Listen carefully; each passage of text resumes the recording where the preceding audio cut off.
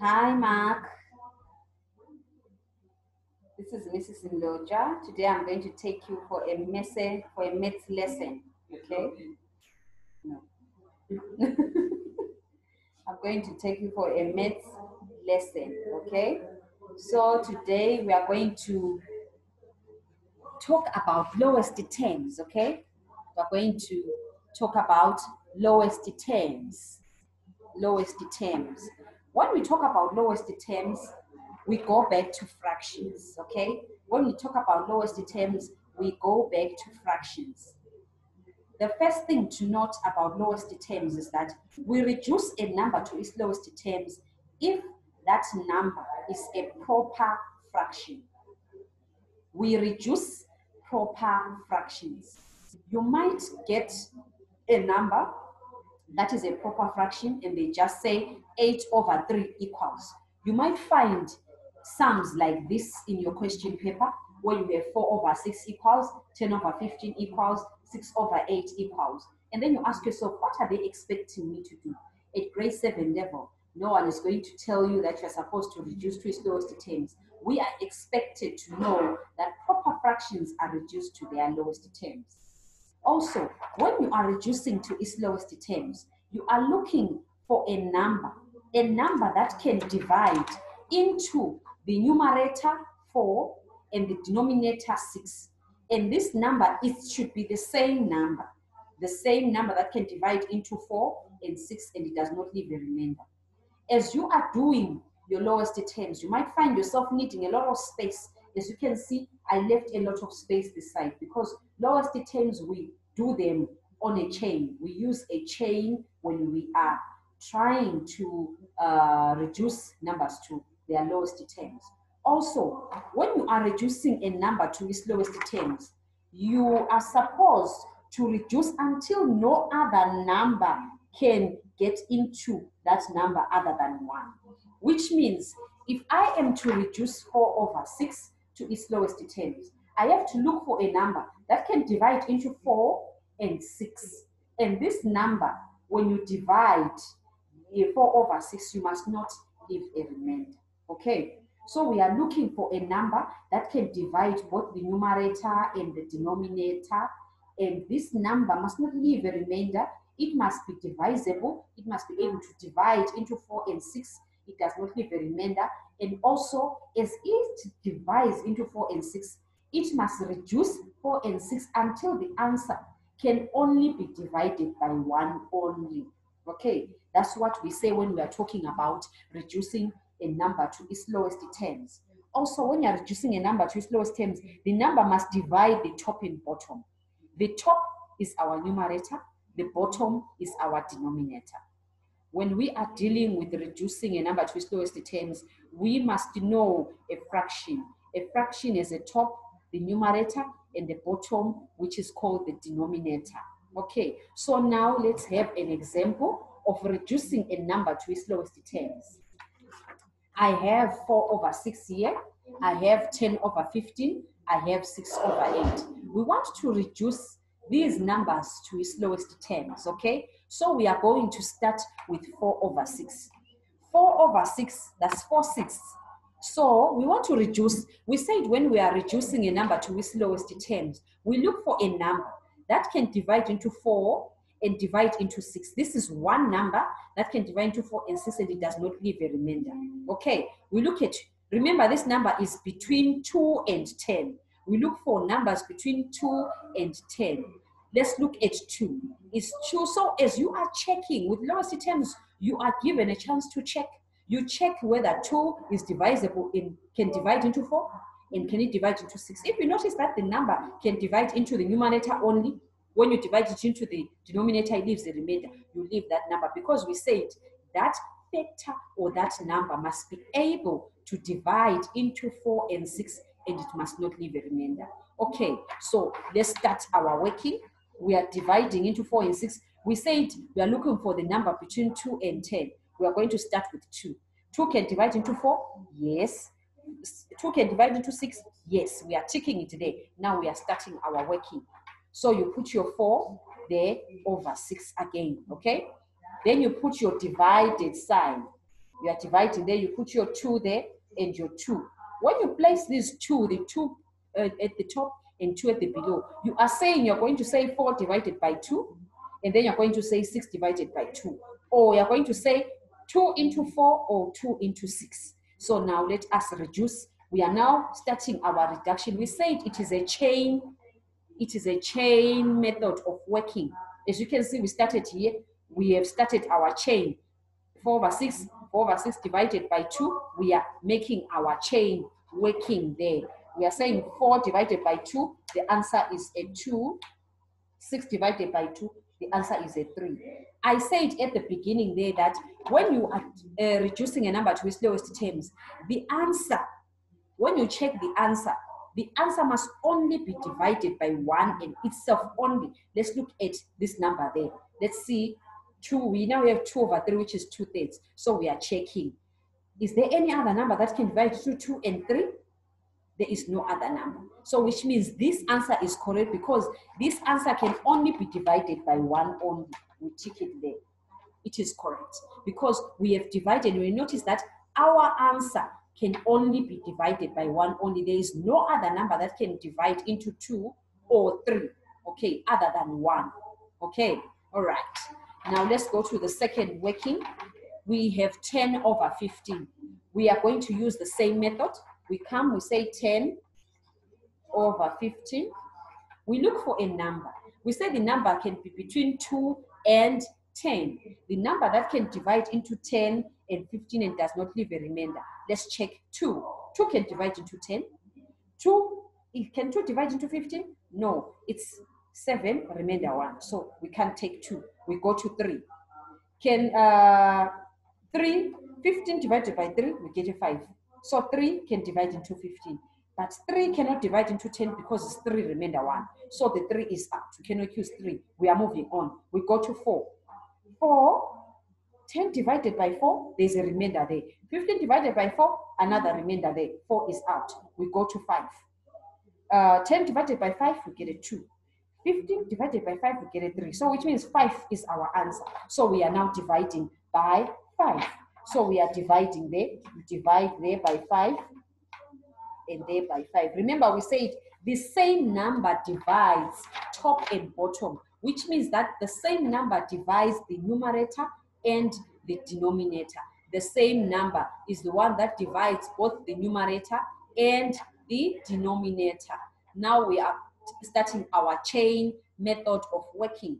We say 10 divided by 5, we get a 2 there. 15 divided by 5, we get a 3. When you look at that answer, there is no other number that can divide into our answer there other than 1. So our answer is correct. We move on to the next one. We have 6 over 8. 6 eighths. We are doing the same method. We look for a number between 2 and 10 that can divide into 6 and 8 and it does not leave a remainder. Remember, it must be the same number. You can get 2 or you can get 4, and then you notice that 4 cannot divide into the denominator, so you cannot use it. The number must be same. If you look at this working, and if you look there, we have a 2 there, here we have a 5. So the number must be the same. It must be able to divide both the numerator and the denominator, and it must not leave a remainder. Okay, all right. So we are now starting our chain method of working. So we are dividing there, 6 over 8. We come here, we write 6 over 8. We divide there. We are dividing there. We divide by 2. We start with 2 because 2 into 6 is 3. 2 into 8, there's no remainder again. So we are dividing by 2. And then we start dividing there. 6 divided by 2, the answer is 3. 8 divided by 2, the answer is 4. Let's look at our number. Is there any other number that can get into 3 and 4 or that can divide into 3 and 4 and does not leave a remainder? There is no number. The only number that can divide into 3 and 4 is 1. So which means our answer is correct. Okay, we are still moving on with our working for reducing fractions to its lowest terms. I want us to go to the next page. We say that as you are reducing, you might find yourself having a number that can be divided even more.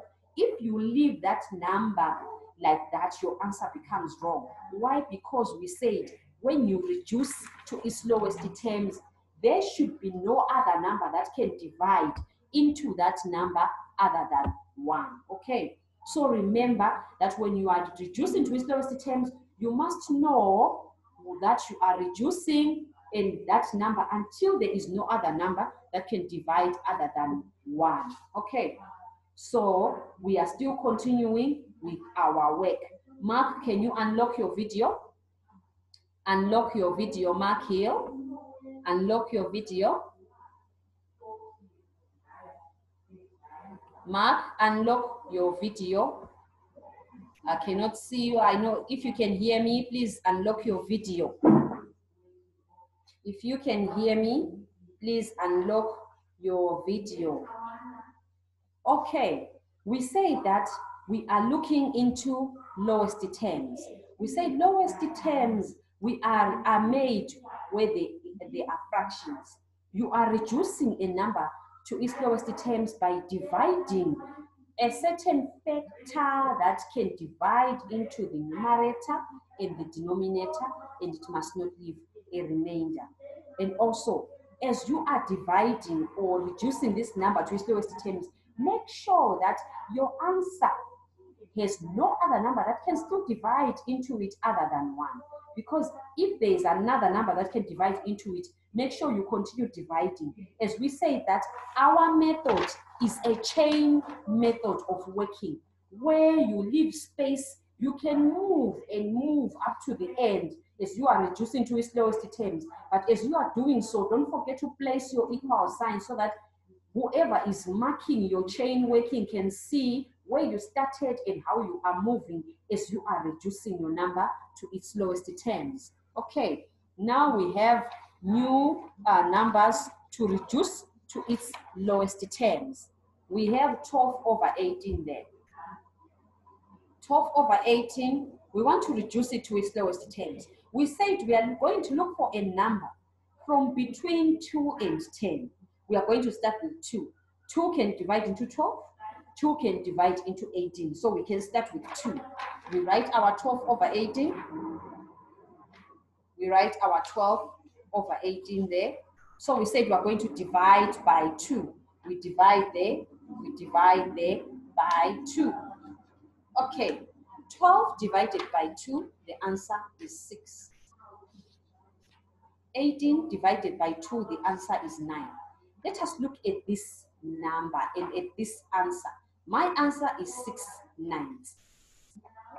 As you look at 6 nines, remember we said we have to check. We have to keep on checking. From the first thing that we learned, we must reduce until there is no other number that can divide into that fraction other than 1. Okay, so let's look at 6 nines.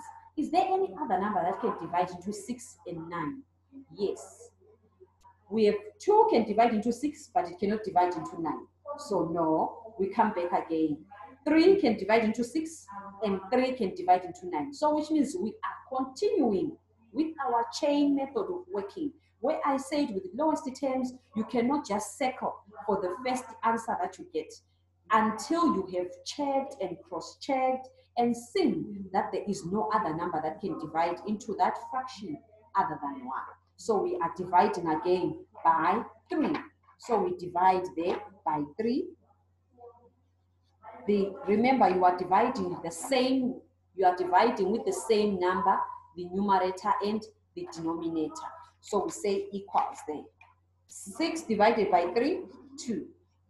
9 divided by 3, 3. Our answer is 2/3. Now, let's look at that answer. Is there any other number that can divide into 2 and 3? Remember, it should be not about 2 only, but also about 3. One factor that can divide into 2 and 3 and does not leave a remainder, there is no number other than 1. It's only 1 that can divide into 2 and 1 that can divide into 3, and it still will give us the same answer, which is 2/3, which means our working is done. This answer is marked correct. Let's look at the next sum that we are doing, 25 over 100. So you put your 25 over 100. You look for a number that can divide into 25 and 100 and it does not leave a remainder. That number is between 2 and 10. Let's look for the number. Can 2 divide into 25? It leaves a remainder. Can 3 divide into 25? There is a remainder. Can 4 divide into 25? Another remainder. Can 5 divide into 25? Yes. Can 5 divide into 100? Yes. Now we are dividing. We divide the numerator and the denominator by 5. 25 divided by 5, the answer is 5. 100 divided by 5, the answer is 20. We can see our answer there. Can we leave it like that? No. Why? Because there is another factor or a number that can divide into both the numerator and the denominator, and that is a 5. So we divide, furthermore, we divide by 5. You see, the use of space is needed when you are dealing with lowest terms. You must make use of the space and make sure you keep on cross-checking as you are moving forward, because this is a chain. The moment you have a wrong answer within your chain, which means the whole chain is wrong. So you must make sure as you are dividing, you are checking, and as you are dividing, your chain is correct. Because remember, a chain, if there's a problem with the middle part of the chain, which means the whole chain is going to crash. So everything has to be correct. Everything has to be done properly with checking and more checking. Okay, so we are dividing there. 5 divided by 5, you get a 1. 20 divided by 5, you get a 4. Our answer is 1/4. So as you look at this answer, is there any other number that can divide into 1 and 4? It does not leave a remainder. No. 1 can only divide into 1 and 4, which means this answer is correct. Okay. I hope you managed to understand our lesson for today. We were talking about lowest terms. We said that lowest terms can be done on fractions. You can reduce a number to its lowest terms, especially if the number is a proper fraction. A proper fraction is a fraction that has a small numerator on top of a big denominator. That's what a proper fraction is. If you take a look at our numbers that we're reducing, 12 is smaller than 18. 25 is smaller than 100. So a proper fraction is a smaller number on top of a bigger number. The numerator is smaller than the denominator. That's what we call a proper fraction.